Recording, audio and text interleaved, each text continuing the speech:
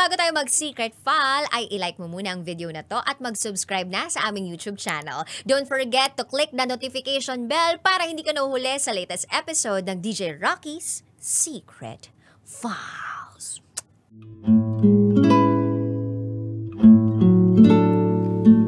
And now, it's time for DJ Rocky's Secret Files with Jello.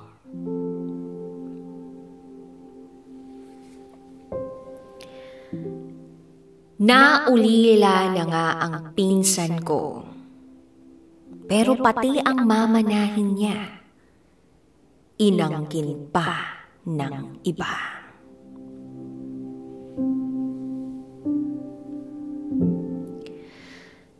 Hi DJ Rocky at DJ Jello.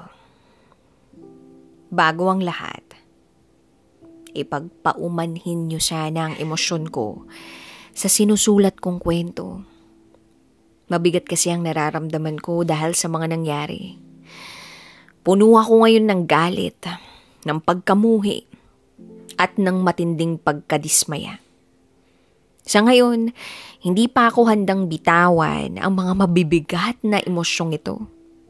Pero baka balang araw, maging handa na ako at magsilbisa ng unang hakbang ang pagbabahagi kong ito ng kwento ko.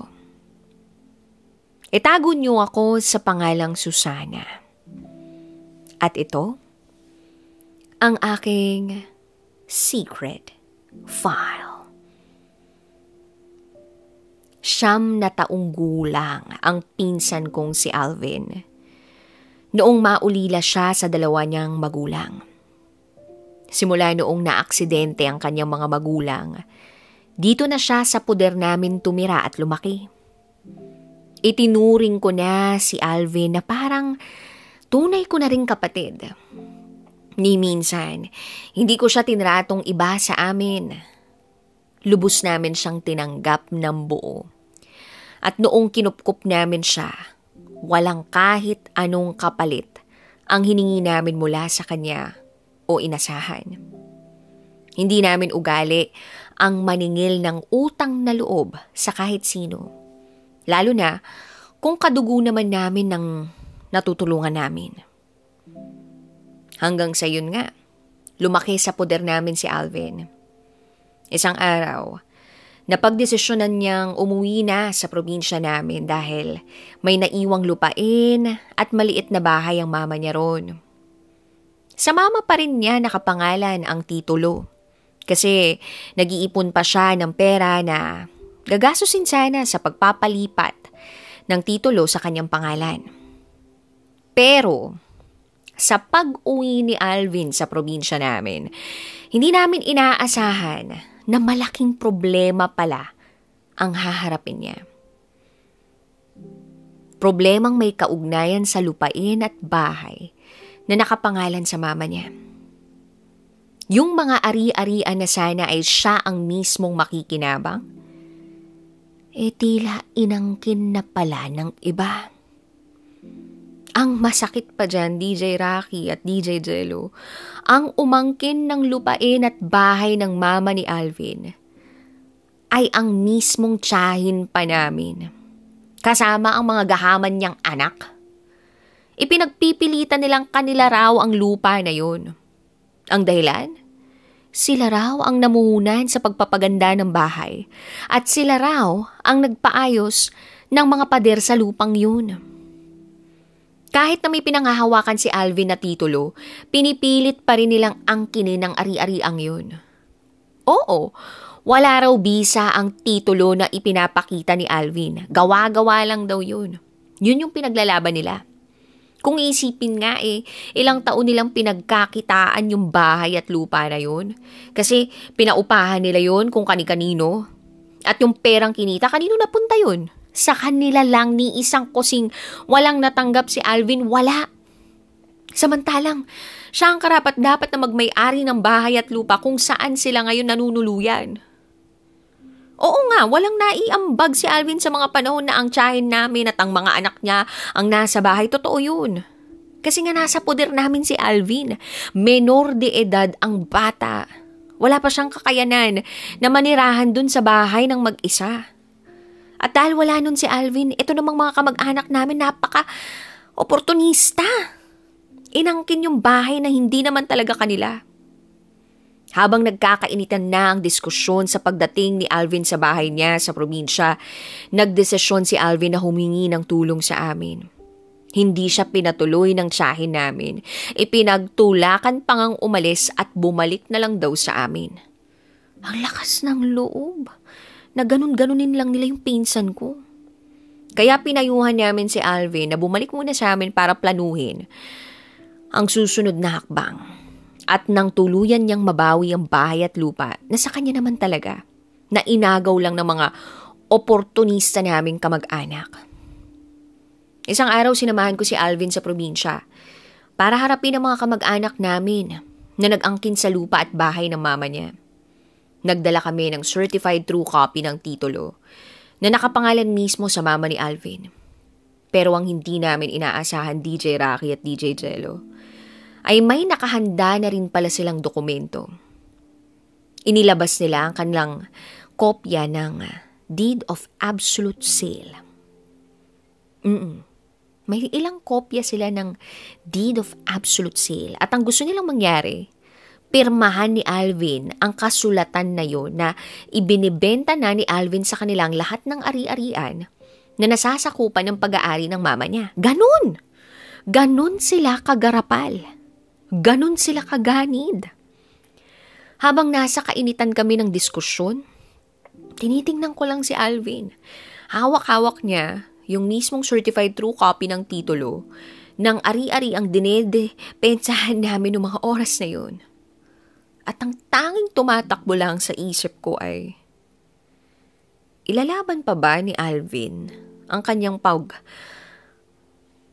pagmana sa ari-arian ng mama niya o ibebenta na lang niya ang lahat ng yun sa tiyahin ko sa malaking halaga na nakasaad na sa Deed of Absolute Sale. Tanging pirma na lang niya yung kulang para tapos na ang lahat. Ano nga bang gagawin ng pinsan ko? Nagsalita si Alvin sa harap mismo ng tiyahin namin at nagsabing, "Tiya, kahit kailan hindi ko to ibebenta. Ang bahay na yan at ang lupang to, yan lang ang pamana sa akin ni mama. At kung ipagpipilitan inyo nga ang lahat ng to, magkakademandahan tayo. Ipaglalaban ko ang karapatan ko bilang tagapagmana nito lahat. At kung hindi niyo yun tatanggapin, sa korte na lang tayong lahat magkita-kita." Pinagmasdan ko si Alvin. Kalmado siya pero kitang-kita ko ang tapang sa mga mata niya. Handa siyang lumaban. Ilalaban niya ang natitirang ari-arian ng mama niya. Ang ari-arian na sana ay siya ang nakikinabang. Noon mismo, umalis kami ni Alvin at tuluyan naming tinalikuran ng tiyahin namin. Narinig pa nga naming sumisigaw-sigaw si tiya sa aming dalawa. Na wala raw kaming mga utang na loob, na wala raw kaming respeto, na kanila raw talaga ang bahay at lupa na yun. Hindi na kami pumatol, DJ Rocky at DJ Jello. Pero sa pag-uwi namin, halata ang lungkot at galit sa mga mata ni Alvin. Hindi ko naman siya masisisi. Kasi kailangan niyang pumasok sa isang butas ng karayom para lang mabawi yung ari-ari ang pilit na inangkin ng mga kamag-anak namin na gahaman, ganid at walang modo. Maiintindihan ko pa sana kung walang-wala sila kaya sila nakikiagaw dun sa lupa ng mama ni Alvin. Pero hindi. May kaya silang lahat. Yung ancestral house ng mga magulang ng tiyahin ko at ng mama ni Alvin, inangkin na nga rin nila lahat yun Lahat ng mga pinsan namin sa side ni Tia, lahat sila may mga maayos namang trabaho. Bakit pa nila gustong angkinin ang property ng pinsan namin na ulila ng lubos? Isa lang talagang naisip kong sagot. Lahat sila mga ganid, Gusto nilang lapastanganin ang ulila kong pinsan. Gusto nilang i-take advantage. Etong si Alvin. Gusto nilang magparami ng mga ari-arian para lang masabing mayaman sila. Kapalit ng panlilin lang sa mismong kadugo at kamag-anak nila. Ay. Sa puntong ito, DJ Rocky at DJ Jello, pagpasensyahan niyo ako uli. Gusto ko lang kasing ilabas ang galit na nararamdaman ko para sa kanila. Dahil sa ginagawa nila sa pinsan kong si Alvin. At sa alaala ng mama niya. Sa mga kamag-anak naming ganid. Pak, kayo lahat. Naturingan kayong mga relihiyoso kasi panay ang Bible study nyo, panay ang pagbisita nyo sa simbahan, para lang sabihin ang babait nyo at ang lilinis nyo, pero ang katotohanan, wala kayong kaawa-awa kay Alvin. Wala kayong nararamdaman na kahit katiting na simpatya at awa para sa kanya. Hiyang-hiya naman ang Diyos sa inyo. Lagi nyong ginagamit ang pangalan niya sa mga kabalustugan ninyo. Napakagahama ninyo. Ang saswapang ninyo. Nakapag-aral nga kayo, magaganda nga ang trabaho nyo, matataas nga ang sweldo nyo, pero parang kayong mga gutom. Mga gutom na hayop kung umasta. Ulila na tong pinsan kong to. Kamag-anak, kadugo nyo to. Ito na lang yung naiwan ng nanay niya sa kanya. 9 years. Ganun niya lang kasaglit nakasama yung magulang niya, tapos gusto niyo pang agawin yun sa kanya. Tao pa ba kayo? Ang kakapal na mga mukha niyo. Kung gusto niyo makipag-arapan sa amin sa TV, sige, sisipot kami. Hanggang sa kadulu-duluhan. Ipapakita namin ang buong suporta para kay Alvin na itinuring naming tunay na kapatid. Para na rin lumabas sa publiko at malaman ng iba kung gaano kasama ang mga ugali ninyo. Wala nang susuporta sa mga negosyo niyo. Oo, na-feature pa man din kayo sa mga news outlets. Napabalitang pumutok yung business nyo.